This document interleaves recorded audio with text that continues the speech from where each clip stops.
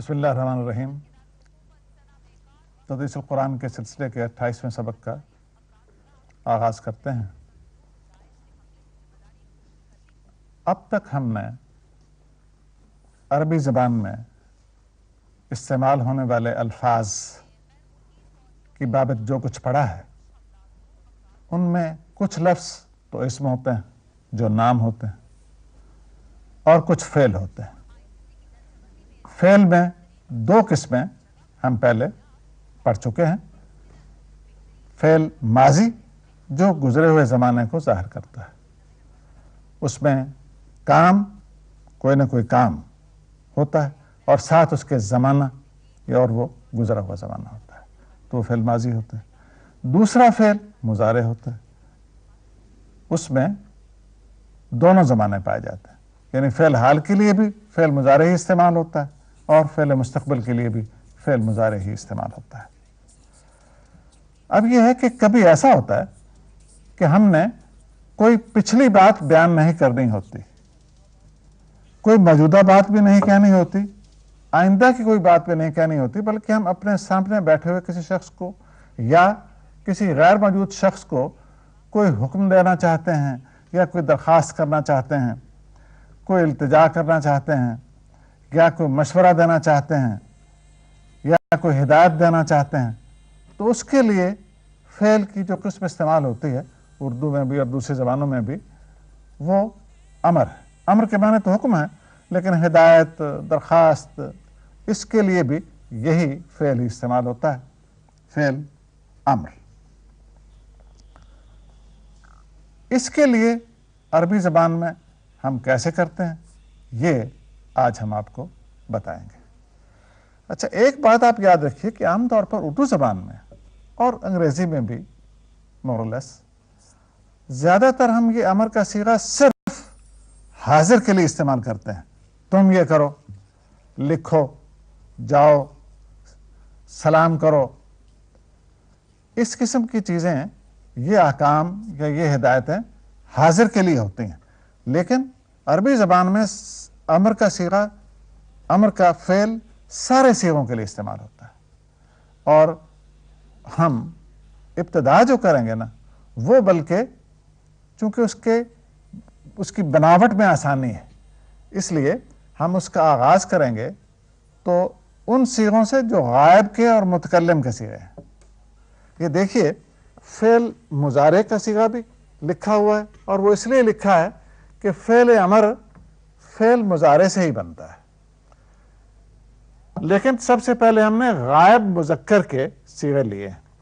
یہ انہوں نے کچھ چارٹ میں آپ کو نظر آ رہے ہیں، پہلے اس طرف دائیں جانب یہ غائب کے صیغے ہیں۔ یفعلو کے معنی کیا ہوتا ہے؟ وہ کرتا ہے، غائب کے صیغے ہیں نا۔ یفعلان ہے، وہ دو کرتے ہیں، یفعلون وہ سب کرتے ہیں۔ اچھا، اب فعل امر ہم نے بنانا ہوگا تو کیا کریں گے؟ بڑی آسان سی بات ہے، کوئی دقت نہیں، پیچیدگی نہیں ہے۔ دیکھیے آپ کیا کریں، اس سے پہلے لام زیر لے لگا دیں۔ یفعلو ہے نا یہ آپ کے پاس، صرف شروع میں لام زیر لے یہ لگا دیں، اور آخر میں فعل مضارع کے آخر میں پیش ہوتا ہے نا، اس کی بجائے جزم دے دیں، اس کو ساکن کر دیں۔ تو اب کوئی اور تبدیلی نہیں کی آپ نے، یہ کیا بن گیا؟ لیفعل۔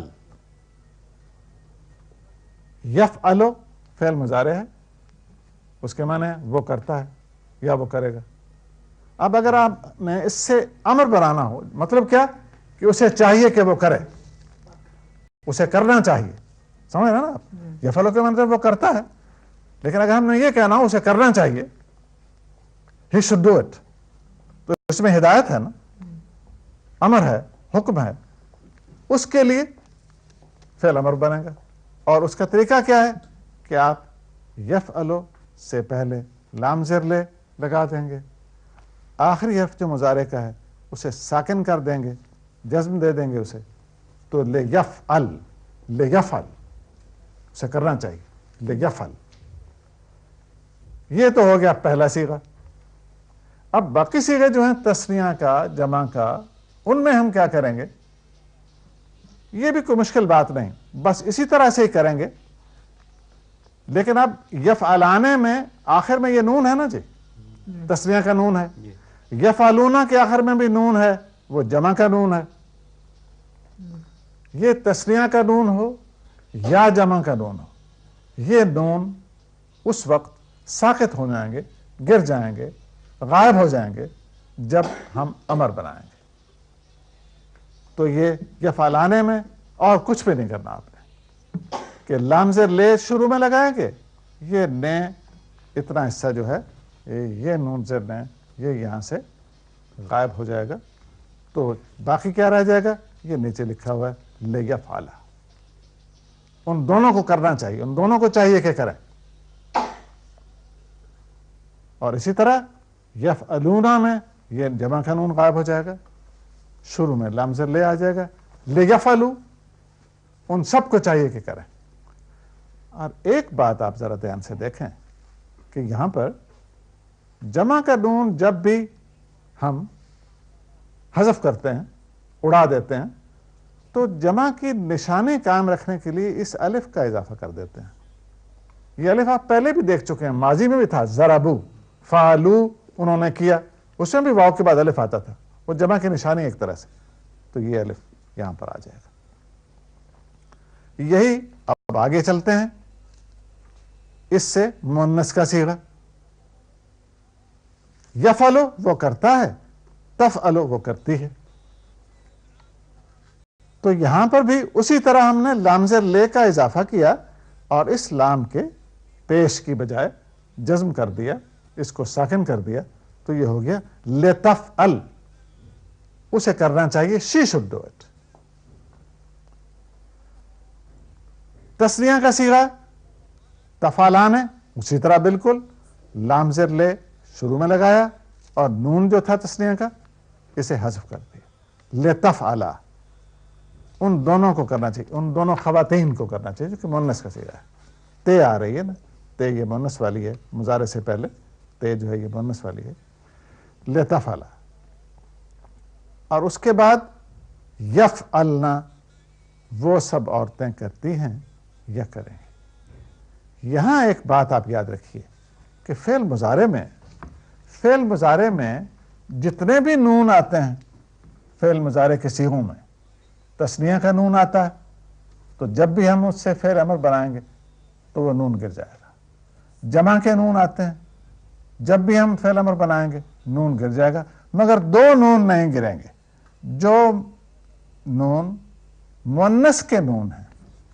کیونکہ مضارع میں آپ کو یہ دیکھیں نا یفعلنا ہے نا, تفعلو تفعلان ہے, یفعلنا کے معنی ہوتے ہیں وہ سب عورتیں کرتی ہیں. اور یہاں پہ لکھا نہیں ہے اس چارٹ پر, کیونکہ آج ہم نے حاضر کے صیغے نہیں لینے. میں نے شروع میں آپ کو بتایا کہ حاضر کے صیغے جو ہیں, مخاطب کے صیغے جو ہیں, وہ آج ہم نہیں لیں گے آج کے سبق میں, اس لیے وہ یہاں نہیں ہے اس چارٹ پر. لیکن تفعلنا یفعلنا وہ سب عورتیں کرتی ہیں, تفعلنا وہ سب تب سب عورتیں کرتی ہیں. یہ جو دو جمع مؤنث کے نون ہیں یہ نہیں گریں گے, یہ اپنی جگہ پر ثابت رہیں. تو اب ہو گیا لتفعل وہ عورت کرے, لتفعل وہ دونوں کریں, اور لیفعلنا یہاں صرف گویا یہاں صرف اتنی تبدیلی ہوئی کہ لام زیر لے شروع میں آیا اور کوئی تبدیلی نہیں ہوئی. یہ جو جمع مؤنث غائب کا صیغہ تھا لیفعلنا, یہ تو غائب کے دائیں جانب اوپر غائب کے مذکر کے صیغے ہیں اور دائیں جانب ہی نیچے غائب کے مؤنث کے صیغے ہیں, اور بائیں جانب متکلم کے صیغے لکھے ہو.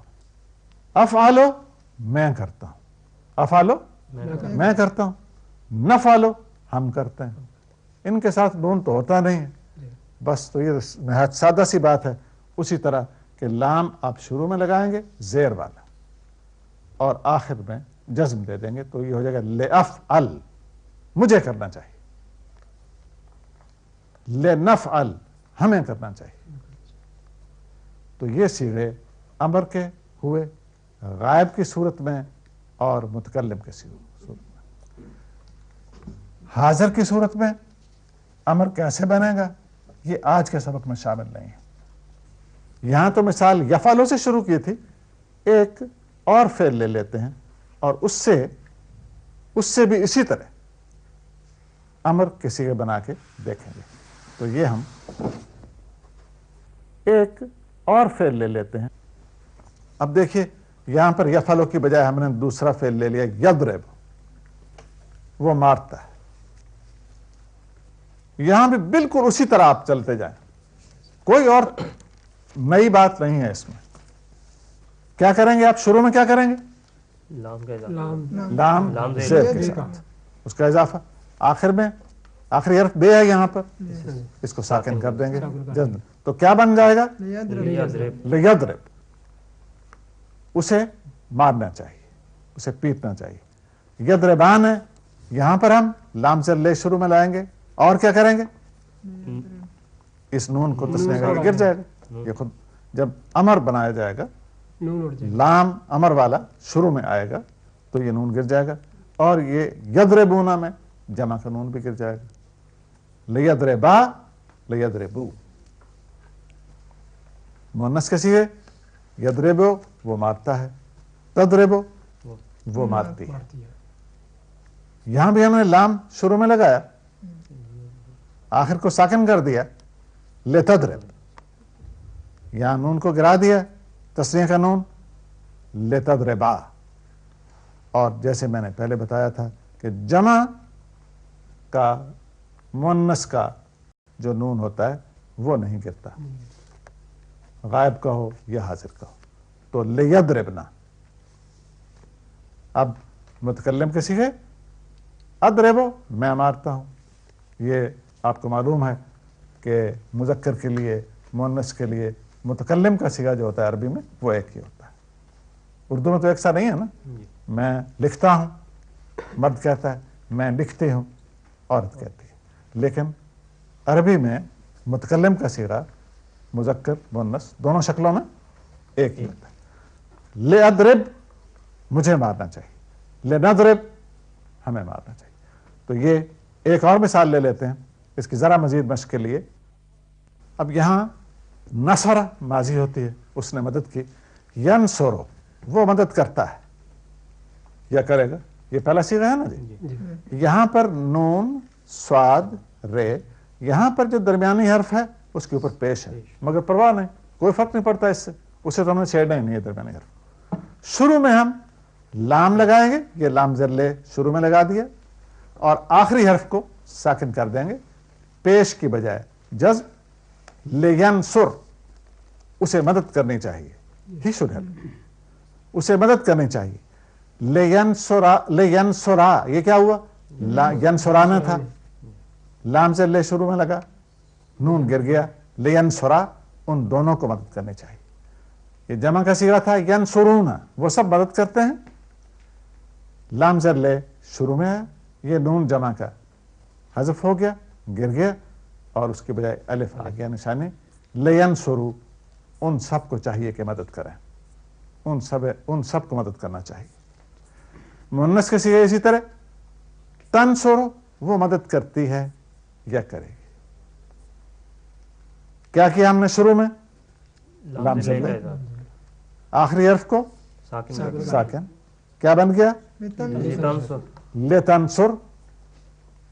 اسے یا اس عورت کو چاہیے کہ مدد کرے. تنصران ہے، وہ دونوں مدد کرتی ہیں یا وہ دونوں مدد کریں گی، اس کے یہ معنی ہوئے. لیکن امر بنانا ہو اور کہنا ہو کہ ان دونوں عورتوں کو مدد کرنی چاہیے تو ہم لام زر لے شروع میں لگائیں گے، تسنیہ کا نون گر جائے گا، تو کیا بن جائے گا؟ لتنصرا. جمع ہے ینصرنا، وہ سب عورتیں مدد کرتی ہیں. یہاں جمع مؤنث کا نون نہیں گرتا، تو صرف اتنی ہی بات کرنی ہے ہم نے کہ لام زر لے شروع میں لگے گا، اور کوئی تبدیلی نہیں. شروع میں لام زر لے اور کوئی تبدیلی نہیں. کیا بن جائے گا؟ لینصر. انصر میں مدد کرتا ہوں اور کہنا ہو کہ مجھے مدد کرنی چاہیے تو کیا کہیں گے؟ لینصر. لام شروع میں، رے ساکن، لینصر. اور لننصر ہمیں مدد کرنی چاہیے. تو یہ آپ کے سامنے آپ نے دیکھا امر غائب کے لیے یہ صیغہ ہے. اب جیسے میں نے شروع میں کہا امر کے حاضر کسی سے رہے گا نا کہ اگر یہ کہنا ہو کہ تمہیں مدد کرنی چاہیے تو کیسے کہیں گے، یا یہ کہنا ہو کہ تم مدد کرو، تم مدد کرو، تم لکھو، تم جاؤ آؤ کھاؤ پیو، یہ کہنا ہو تو کیسے کہیں گے؟ اسے فی الحال ملتوی رکھتے ہیں اگلے سبق کے لیے۔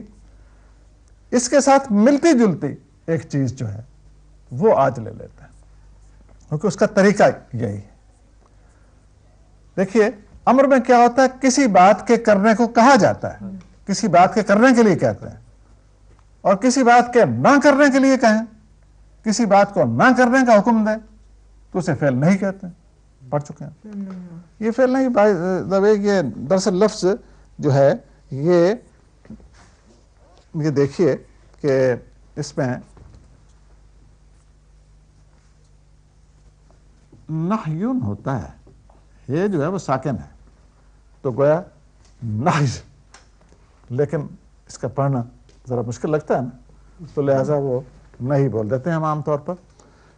لیکن یہ اگر ہم نے پورا اسے صحیح طور پر لکھنا پڑھنا ہو تو یہ ہے فعل النہی، فعل النہی، نہیں کا فعل، نہی کے معنی روکنا،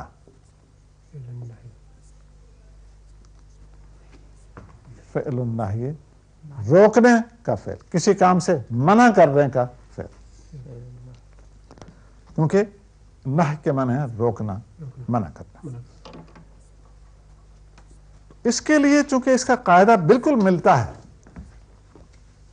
اس فعل امر کے بنانے کے قاعدے سے، جو ہم نے امر غائب اور متکلم کے لیے ابھی ابھی دیکھا، وہی قاعدہ ہوگا، صرف فرق یہ ہوگا، صرف یہ فرق ہوگا کہ امر بنانے کے لیے ہم کیا کرتے ہیں، شروع میں کیا لگاتے ہیں، لام زیر لے، نہیں بنانے کے لیے چونکہ منع کرنے والی بات ہے نا تو لام زیر لے نہیں لگائیں گے بلکہ لام الف لا لگا دیں، بس باقی سب یہی، کوئی اور فرق نہیں، لام زیر لے کی بجائے